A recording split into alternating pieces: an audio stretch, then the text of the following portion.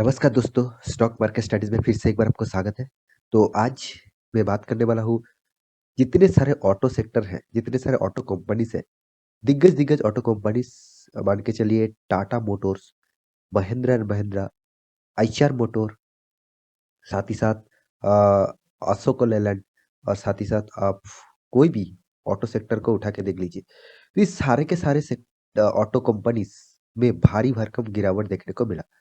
पिछले दिनों में जबरदस्त गिरावट सिर्फ के सिर्फ टाटा मोटर्स में देखने को मिला और इसके पीछे जो रीजन देखने को मिला था वो एक्चुअली एक फ्रॉड के न्यूज आया था।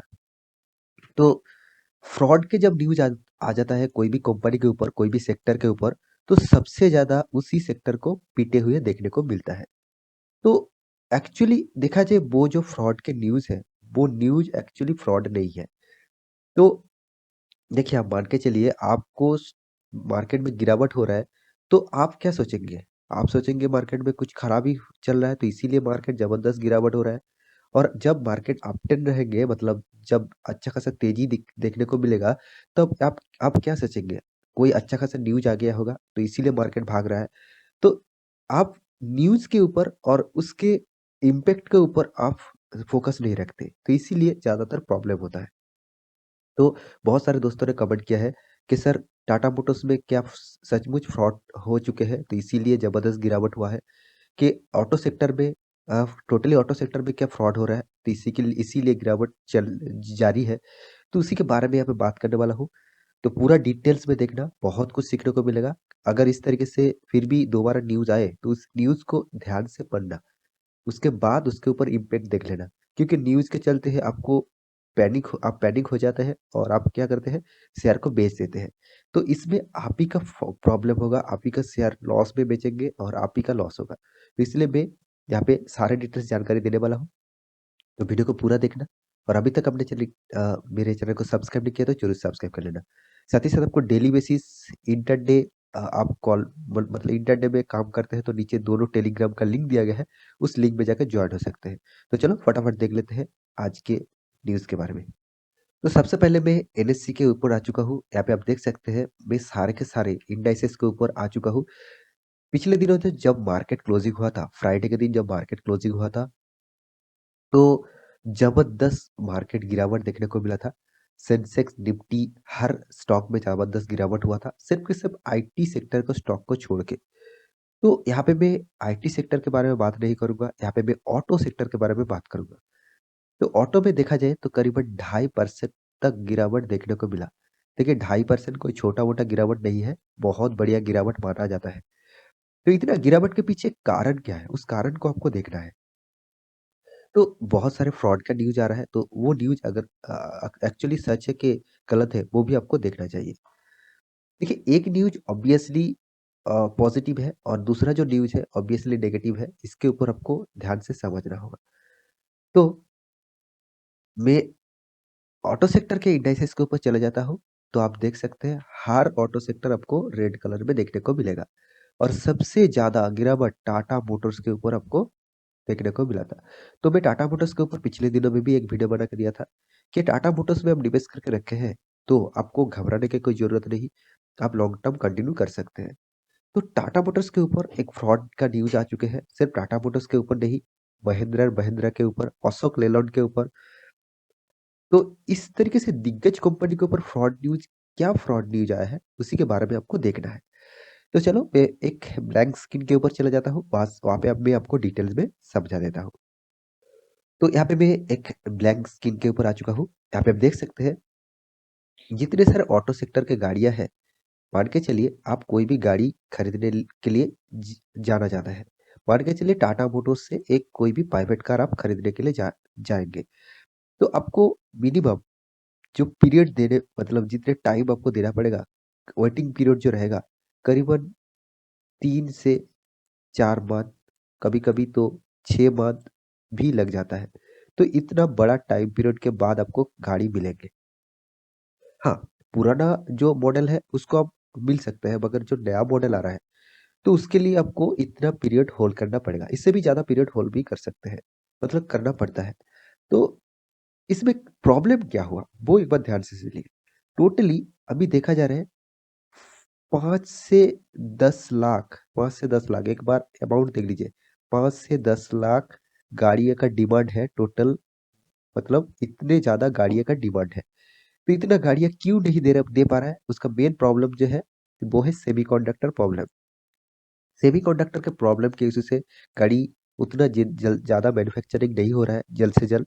इसीलिए गाड़ी का जो डिमांड है वो डिले हो रहा है। तो इसीलिए कंपनी को भी लॉस हो रहा है, कंपनी को भी उस तरीके से प्रॉफिट नहीं हो रहा है।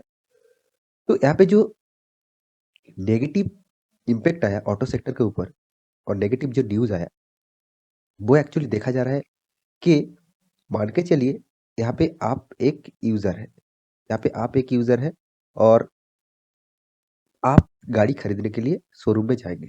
ऑब्वियसली कोई भी शोरूम में आपको जाना पड़ेगा, आप डायरेक्ट कंपनी से तो नहीं खरीद पाएँगे, तो इसलिए आपको शोरूम में जाना पड़ेगा। तो आप क्या कर रहे हैं, मान के चलिए यहाँ पे एक शोरूम है और यहाँ पे अलग-अलग जगह पे अलग-अलग टाटा के शोरूम है। तो आप क्या कर रहे हैं, आप तो गाड़ी के लिए 6 मंथ 1 साल भी आपको हो पीरियड और लॉन्ग टर्म पीरियड आपको होल्डिंग करना पड़ेगा। तो आप क्या करे किया है, आप यहाँ पे भी बुक किया हो, यहाँ पे भी बुकिंग मतलब कर चुके हैं और यहाँ पे भी बुकिंग कर चुके हैं, यहाँ पे भी बुकिंग कर चुके हैं।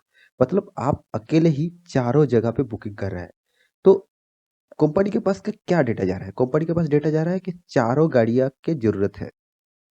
चारों शोरूम से ही एक-एक करके चारों गाड़ी की ज़रूरत है।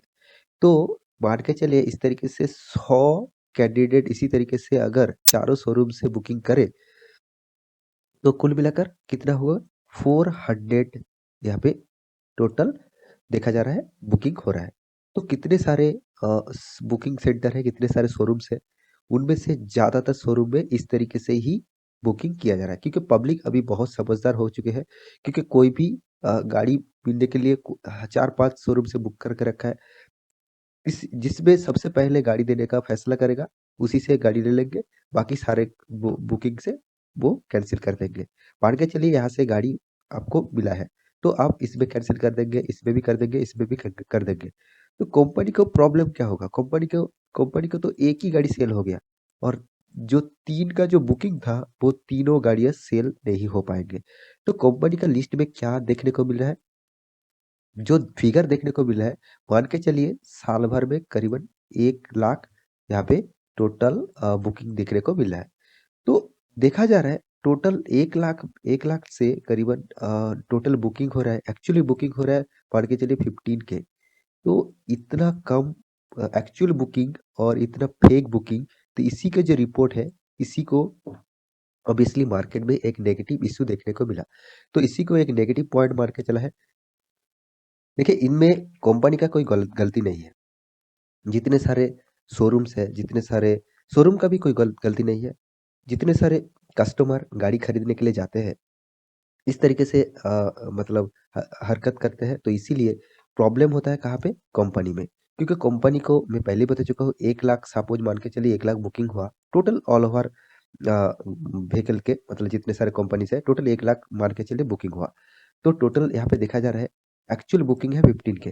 तो आप एक बार सोच लीजिए कंपनी को कितना यहाँ पे लॉस हुआ। लॉस मतलब कंपनी जब रिपोर्ट आता है, हर मंथ का रिपोर्ट मैं आपको दिखा देता हूँ। ऑटो सेक्टर का जितने सारे रिपोर्ट आते हैं हर मंथ में, कंपनी का सेल्स ग्रोथ कितना बढ़ा, कंपनी का सेल्स सेल्स के साथ कंपनी का प्रॉफिट कितना हुआ, इस तरीके से कुछ रिपोर्ट आता है। तो कंपनी का कितना रिक्वायरमेंट है, वो कंपनी क्या दिखाएँगे? कंपनी दिखाएँगे 1 लाख गाड़ी अभी भी रिक्वायरमेंट है। एक्चुअली रिक्वायरमेंट कितना है? 15 मतलब 15 थाउज़ेंड का रिक्वायरमेंट है। तो इसी जो फ्रॉड न्यूज़ बताया जा रहा है, एक्चुअली न्यूज़ इसी इसी के ऊपर डिपेंडेंट है। तो मुझे लगता है ये न्यूज़ नेगेटिव नहीं है। देखिए ऑब्वियसली कंपनी के लिए देखा जाए एक नेगेटिव पॉइंट ज़रूर है, मगर एक्चुअली फिगर जो देखा जा रहा है, वो मार्केट के लिए कोई भी नेगेटिव नहीं है। क्योंकि देखिए टाटा मोटर्स के ऊपर जो आरोप लगाया गया है कि टाटा मोटर्स फ्रॉड कर रहा है, वो एक्चुअली फ्रॉड जो है मैं अभी आपको डिस्कस करके दिया। तो मुझे लगता है ये फ्रॉड नहीं है, टाटा मोटर्स ने कुछ कमिटमेंट नहीं किया, जिस कमिटमेंट को फ़िल नहीं कर पाएँगे। तो ये तो कस्टमर का गलती है, तो कस्टमर का गलती ऑब्वियसली कंपनी के ऊपर इम्पैक्ट पड़ रहा है। तो इसीलिए ऑटो सेक्टर में भारी भरकम गिरावट देखने को मिला। तो आशा करता हूँ इस पूरा न्यूज़ को और पूरा डिटेल्स को आपको समझ मतलब समझा पाया। तो मेरी वीडियो अच्छा लगे तो लाइक करना और दिग्गज ऑटो सेक्टर में आप निवेश करके रखे हैं तो ज़रूर लॉन्ग टर्म के लिए निवेश करके रखना। शेयर एक भी बेचना मत।